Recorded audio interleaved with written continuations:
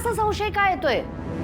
Mamma let's assume दया काका म्हणतोय तसं केदार खरंच त्याचा मुलगा आहे. पण तारिणीचं काय?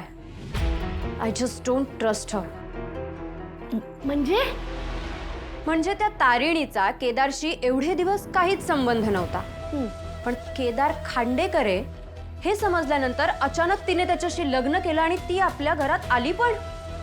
अगं त्यांच्याकडे मॅरेज सर्टिफिकेट आणि तो फोटो होता ना. मम्मा इकडे.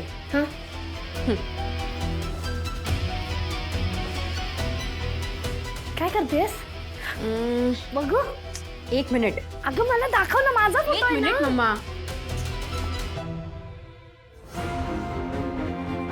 अय्या दुबई.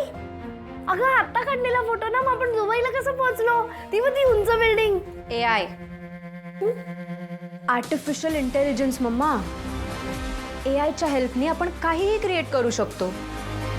मला वाटतंय ना तो फोटो आणि ते मॅरेज सर्टिफिकेट दोन्ही फेक आहे. कम्प्युटर जनरेटेड आहे. JPC मेडिकल फॅक्टरीचा जर कॉन्फिडेन्शियल डेटा मिळवायचा असेल तर दोनच माणसं आहेत. एक म्हणजे दयानंद खांडेकर आणि दुसरा कौशिकी खांडेकर. आणि गुलाबपर्यंत पोहोचायचं असेल तर एकच मार्ग आहे, युवराज. करेक्ट. पण एक गोष्ट अजूनही माझ्या लक्षात येत नाहीये. युवराज खांडेकरांच्या घरातला मुलगा आहे. इतक्या चांगल्या घरातला मुलगा गुलाबशी कशी काय मैत्री करतो? म्हणजे त्यांचा संबंध काय? त्याला विचारलं तर तो म्हणतो की आमची मैत्री. पण कुठला मित्र आपल्या मित्राला अशी धमकी देतो की तू जर मला 50 लाख रुपये दिले नाहीस तर मी तुला किडनॅप करीन म्हणून? आणि किडनॅप करतो सुद्धा. पण युवराजला 50 लाख रुपये का द्यायचे? तेच तर कळत नाहीये. यातल्या एका जरी प्रश्नाचं उत्तर मिळालं ना केडी तरी आपली खूप कोडी सुटते. पुढे काय? ईशा माझ्या समोर बोललीस ठीक आहे हा, पण कौशिकी आणि भाऊजींच्या समोर असं बोलू नकोस, नाहीतर ते सगळ्यांसमोर आपल्याला उलट-सुलट बोलतील. मग काय करायचं? हे असं इथे बसून राहायचं का गप्प?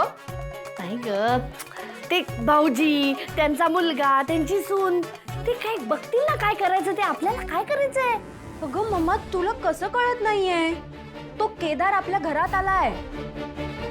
अगं त्याला आता आपल्या प्रॉपर्टी मधले राईट्स मिळणार. अजून एक शेअर होल्डर वाढलाय प्रॉपर्टीत. मग आपण काय करू शकतो ईशा? त्यात तुझे बाबा ते परदेशात जाऊन बसलेत कंपनीच्या कामासाठी आणि इथे आपण दोघीच. So what? आपण काय कोणापेक्षा कमी आहोत का? हे तसं नाही म्हणायचंय मला. What ever. मला आता शोधून काढायचंय की त्या तारिणीचा प्लॅन काय आहे.